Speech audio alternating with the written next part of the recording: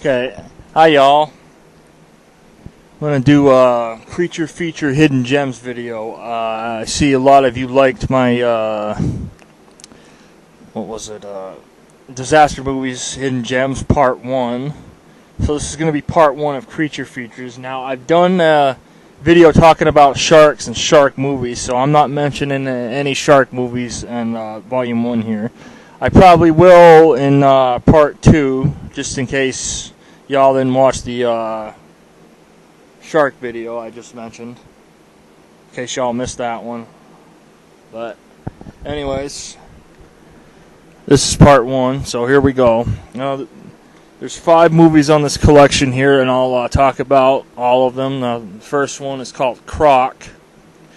It's one of the Maneater series movies. It was done really well. I think it came out in 2006. Michael Madsen is in it. It's a pretty good creature feature from 2006. It's 11 years old now. Good creature scenes, good action scenes. It's one of the better of the Maneater series. So many of those movies, and some of them were hit or miss. But that one was definitely a hit. I actually got 2 copies of this. I ended up with another copy of it. I'll probably sell the other one because I don't need it. Dire Wolf. Well, 6 movies on this collection. Sorry for 5 bonus movies. I forgot about. Or how many movies are on here? 5. Okay. Dire Wolf is another one, also known as Dino Wolf. It's another good creature feature. I was looking for it as Dino Wolf. I didn't realize that they retitled it, so it made it easier when it ended up on this collection because I love wolves. So it's a good werewolf movie. Came out like kind of under the radar. It's well, between the two, Croc is probably the more well-known one. It's pretty fun to watch. Usually when I watch these, I'll watch all 5 on the collection. You can see the back there. It's the back of it. Trying to remember who's in that.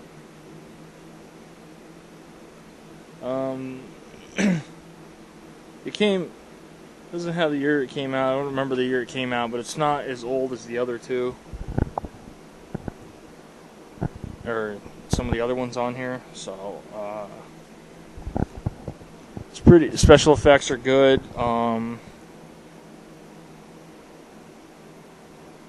It's definitely a good, like, modern werewolf movie, which there hasn't been a lot of. The classic, like with Lon Chaney Jr. as the Wolfman, those are still like the best ones. But for modern werewolf movies, this one is definitely a hidden gem. It's not well known. Like I said, it's also known as Dino Wolf. I don't know if it was released on DVD that way, but I know it's called Dire Wolf. There's also another good one out there I don't have. It's called Monster Wolf. I'll eventually get that too. But right now I got a bunch of freaking movies given to me, most of which I didn't want. So I got a bunch of movies given to me I'm trying to sell. Okay. Next one on here is Maneater. This is a tiger one. Gary Busey is in this, so it's definitely got good acting in it. Saw in the reviews a lot of people didn't like Maneater, the tiger one, but I watched it. It's done pretty well. I didn't see a problem with it, honestly. Could have been done a little better. Yeah, well, any movie can be improved. I've seen big budget action movies that can be improved on. But yeah, for what it was, for the time, it was. actually think the first Maneater movie, I do believe. Yep, 2006, yep. Also, another good one on here is Grizzly Rage. Well, they're all good. Another Maneater film. That one I wasn't sure I would like until I watched it, but it's definitely worth having. Like I said, instead of getting all these individually, it's best to get something like this because it's cheap. And sorry, I was away from the freaking microphone again. Sorry about that. It's best to get this because it's cheap, and yeah, get 5 movies instead of freaking paying whatever for each individual one. Last one on here is called Chupacabra versus the Alamo. It's got Eric Estrada. I think that's how you pronounce it. Yeah, Eric Estrada.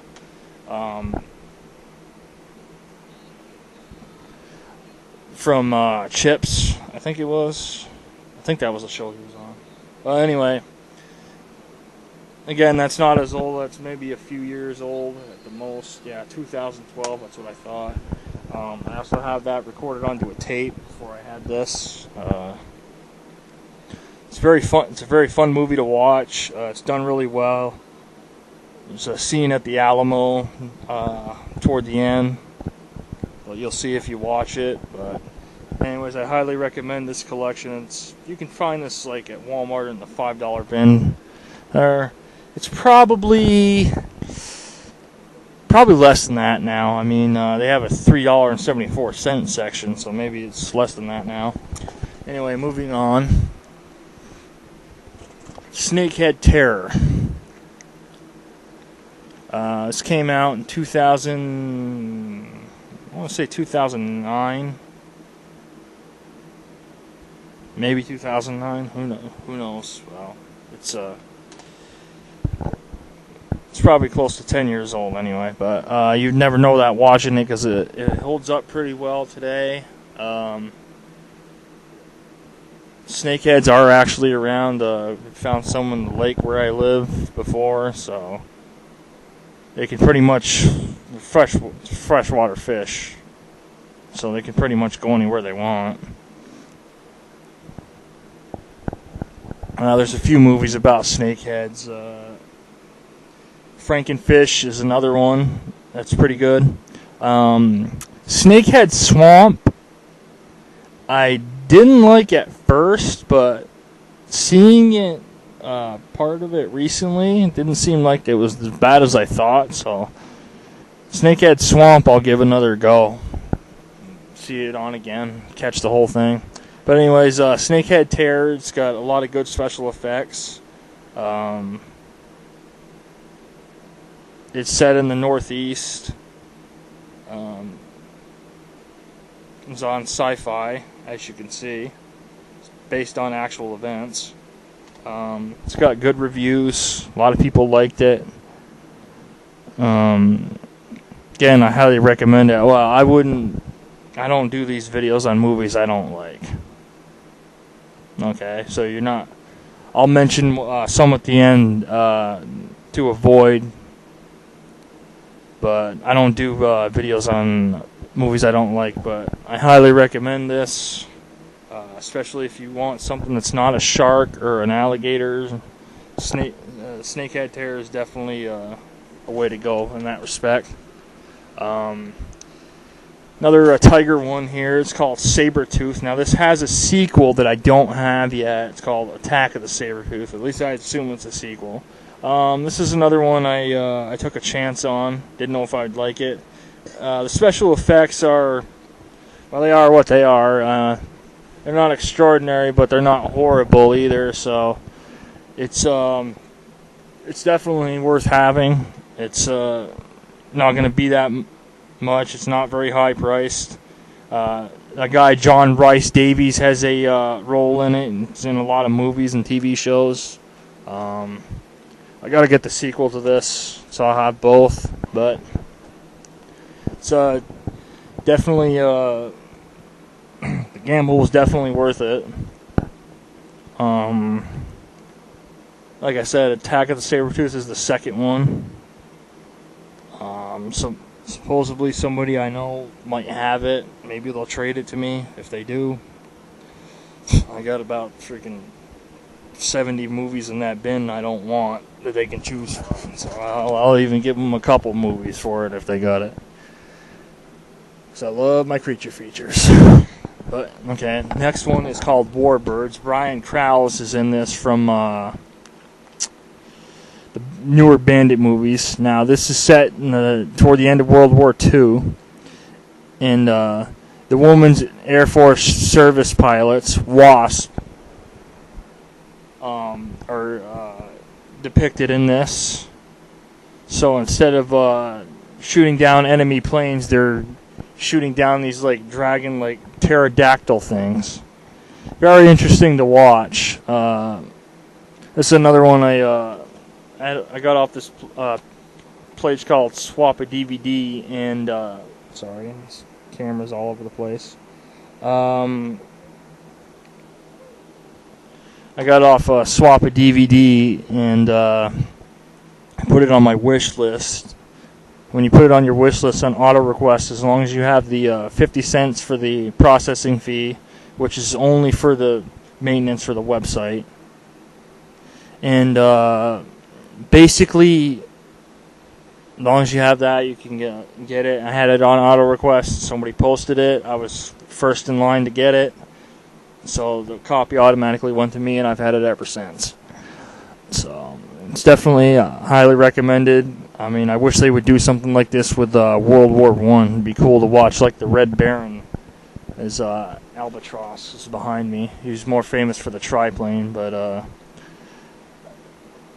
it'd be interesting to watch like the Red Baron shoot down like dinosaurs, dragons, and stuff. That'd be cool, but nobody's done anything like that yet. Bermuda Tentacles is an Asylum film. Very good company here. One of my favorites. Jamie Kennedy, who's in Tremors 5, is in this, and Linda Hamilton is in this. It's set in the Bermuda Triangle, of course. And they have these like space-like tentacles, and they show like stuff that's happened in the Bermuda Triangle when they go down to the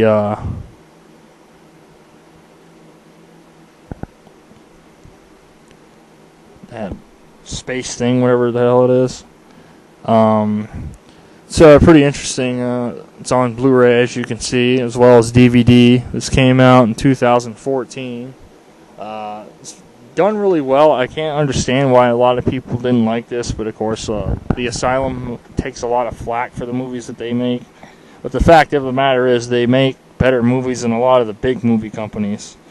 Now, I don't know if this is still true, but as far as I know, they can say something that even all the big movie companies can't say. They've never lost money on a production. They don't sit there and throw like $40 million on one movie, because they don't need to.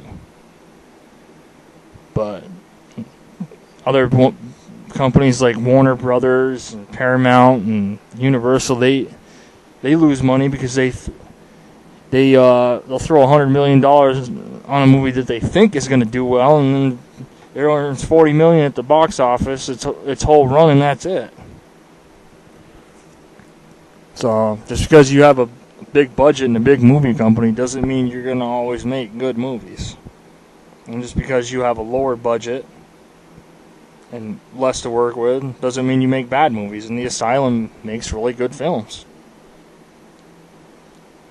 Yeah, they're B movies, a lot of them, but, you know, look at what really is considered an A movie if you think about it. You're not going to see a horror movie get an Academy Award. And so the ones that get awards like that are boring 3-hour dramas. Y'all know it's true. That's why I don't bother watching these award shows, because you know what's going to happen before it happens. So that's why I don't care who wins. Doesn't bother me. It's like, and movies that should win don't win anything. So it's a waste of time. And moving on, this one was a theatrical release. It's done really well, actually. But the reason I included it is because not a lot of people liked it. Didn't really get a lot of love. This is called Dragon Wars D-War. The FYE downtown went out of business, so this was 90% off. This particular one at the time, so I grabbed it for $1, and I gotta say it was well worth it. Also includes like a dragon snake in it, which is pretty interesting. There's this really funny scene where there's this guy that sees it and they don't believe him, so they put him in a straitjacket, and he's like, "Whoa!" And they convince him. He's like, "Well, you didn't see that." He's like, "Okay." They take the straitjacket off.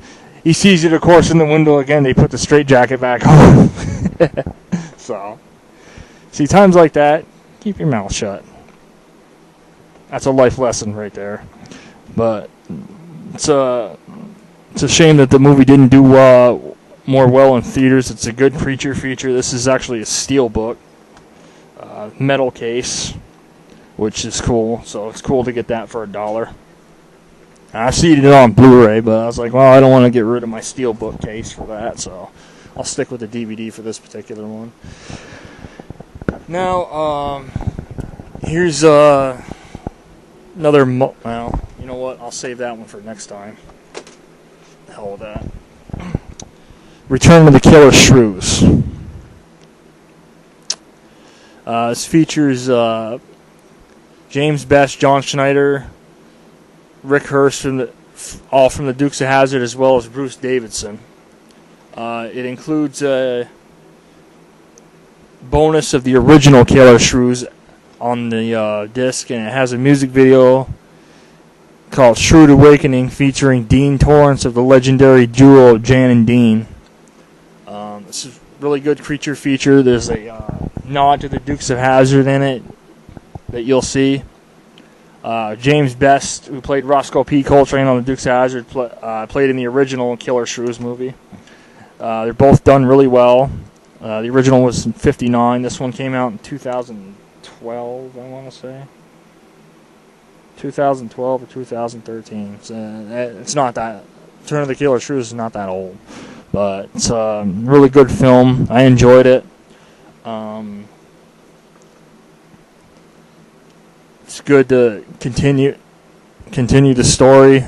James Best passed away on April 6, 2015, so doubt that they'll make a third one. But as it is, these two. It's good enough for me. Damn it. There's another one that's a throwback to the original giant Gila monster. This one's just called Gila. I have giant Gila monster on another multi-movie pack that I'll do in probably part 2 Hidden Gems videos. This one came out around about the same time, 2013, 2014. It's got some oldies in it.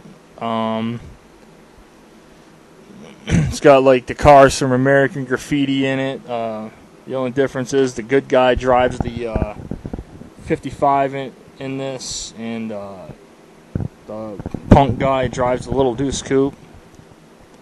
So it's kind of interesting to have the two of the American Graffiti cars in there. Don Sullivan has an special appearance in it as I forget what he plays, but he played in the original Giant Gila Monster. This movie was really done well. It took a while before I gambled on it and actually got it, but it's really done well. It's the first one was cool too, but this one actually is an instance where the remake or reimagining, as it were, is better than the original. Because they do more today than they could with the original, but the original's still good. It's a shame that they didn't do what the other one did and put the original on here as a bonus, because it wouldn't have taken up that much space. But either way, it's definitely, I recommend it. If you're gonna get Return of the Killer Shrews and Gila at the same time. And Return of the Killer Shrews has the original Killer Shrews on the disc. So get that and get the original giant Gila monster. And you'll have all 4 movies. And it's well worth it. Next one is called Mega Snake. This one has Michael Shanks in it. It's where they get this snake. They do have these snake churches down south where you handle poisonous snakes. I know it sounds crazy. Well, actually, maybe it's not in the south. Wait a minute. Well, they have snake churches wherever the hell they are. I assume that the United States is the only place that does it, or here in the United States. I keep forgetting where I am. Duh.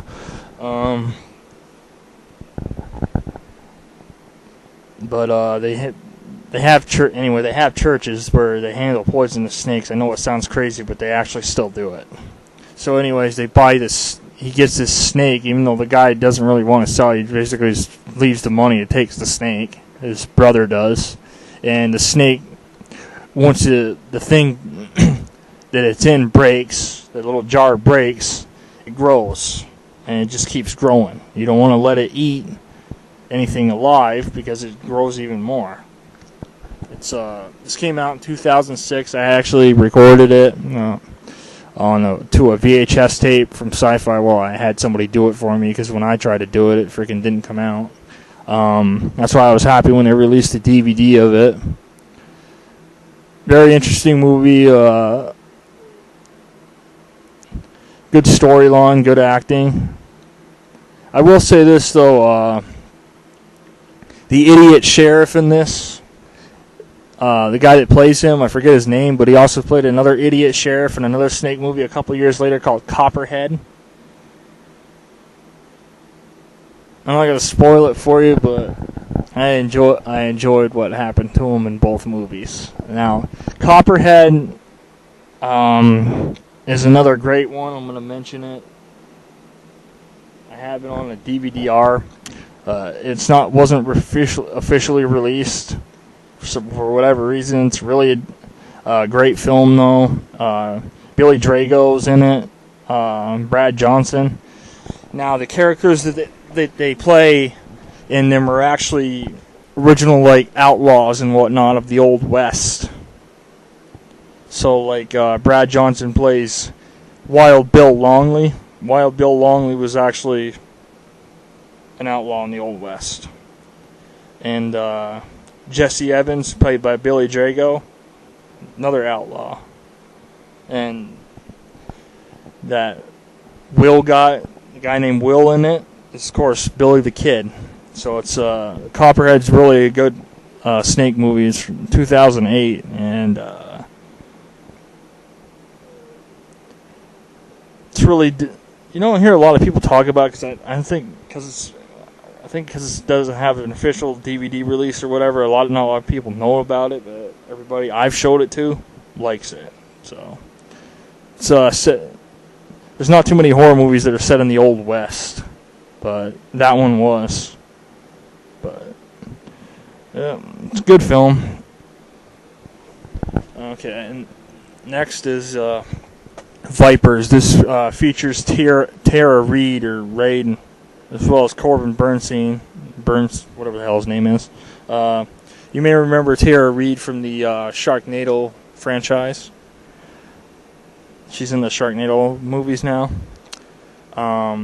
But she did this one. This is another Maneater movie that came out in 2008. I picked this up at a yard sale. I've seen it before, but it's done really well for a snake movie.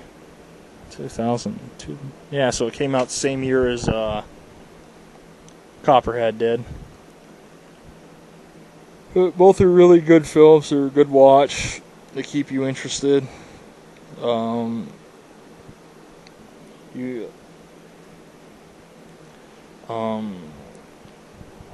Tara Reid or Raid, however you pronounce her name, is a good actress. It's cool to see her in something besides the Sharknado ones.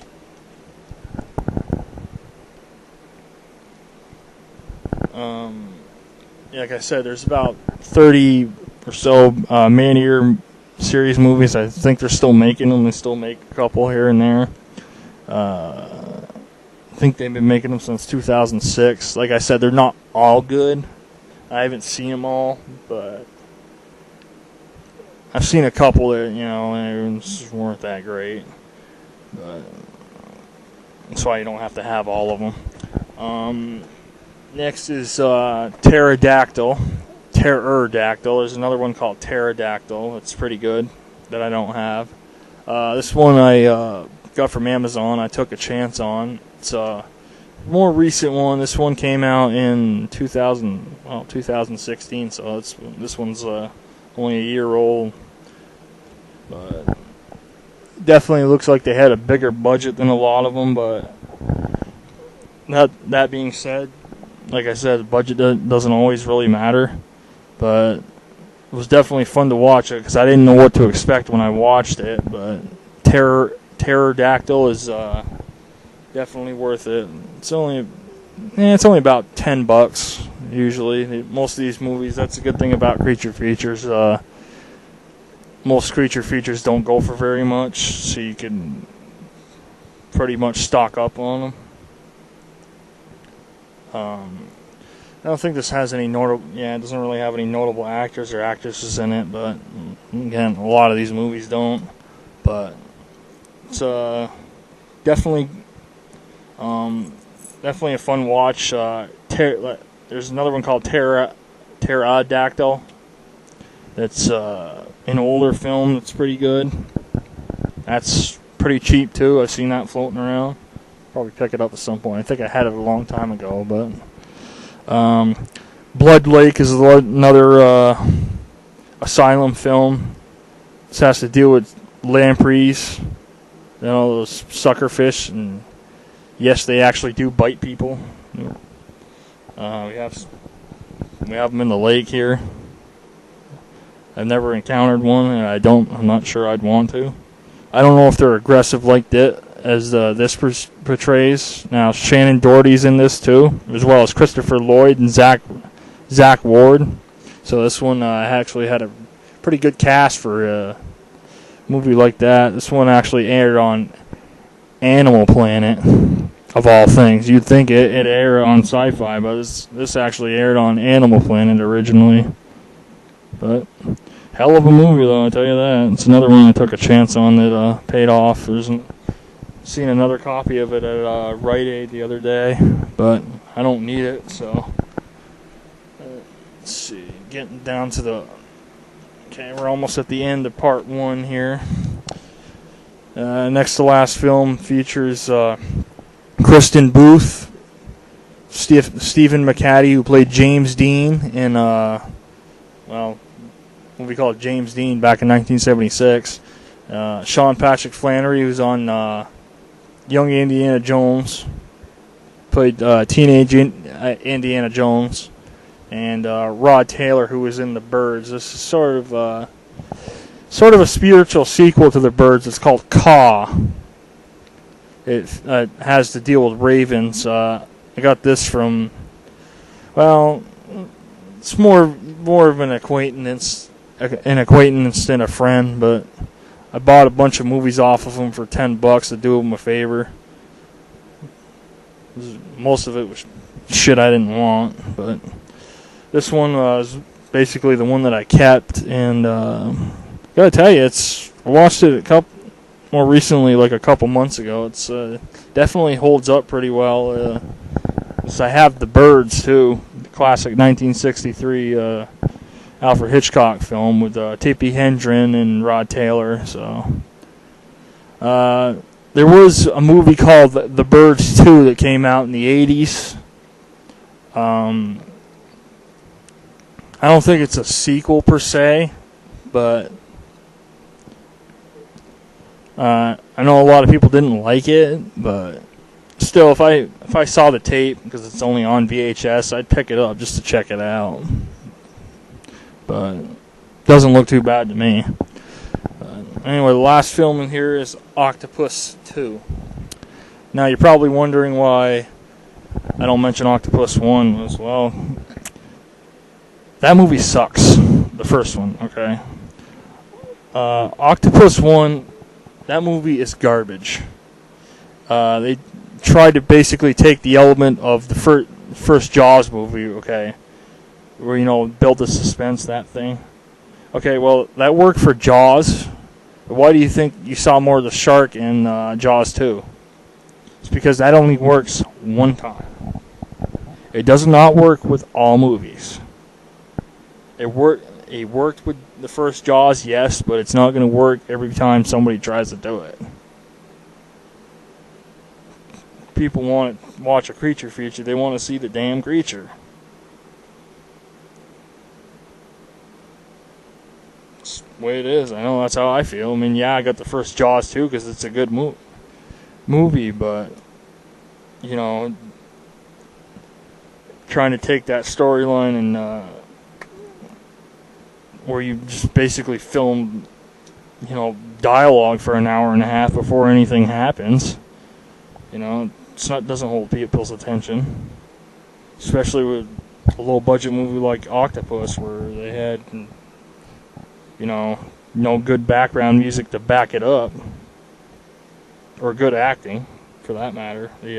Like I said, the first Octopus.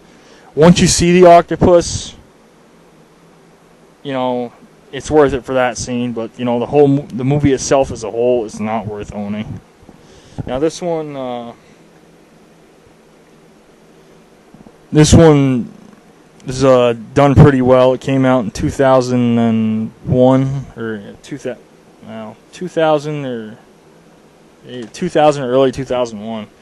It's around New York City, and there's a good shot of the Twin Towers in it. So this was filmed before the Twin Towers fell. So it's good in that sense. But it's a fun watch. It's done by Lionsgate. Now, contrary to where the Asylum, a lot of the Asylum films are good, Lionsgate horror were hit or miss. Like I said, the first one was a miss. This one was a hit.